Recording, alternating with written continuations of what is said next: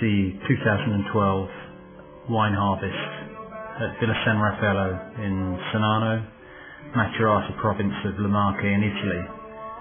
We're up at the pool overlooking the medieval town below. This is the 5th year that we've had these vines planted on the site of some old vines that have been ripped up 15 to 20 years ago. We decided to plant Syrah, Merlot and Sangiovese, mainly because of the altitude, but we've got a nice south facing slope. Today we've got a few people in helping. This is Rachel, and that's Zach. Rachel's quality control. Zach is just watching and learning.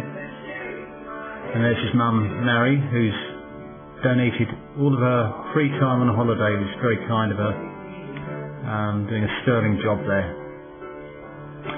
Down below is there's Ian in the distance, grappling his grape nuts, and there's Mark somewhere as well. Both are English chaps who live in the Sonano area. Here's Mark, mad Ascoli supporter, and good at grappling grapes as well. This is Ian. He likes drinking the produce. Good work, lads. This Sonano, famed for its terme and its elliptical shaped medieval centro storico. The wine process is actually called the La Vendemmia in Italy, and they say vendemmiamo, which means let's do the wine harvest. Here's the machine with Dave Storer and Nick, one of our guests, and the grapes were then being fed into the hopper above the tank or vat that we have below. Once they've gone through this, that'll remove stalks,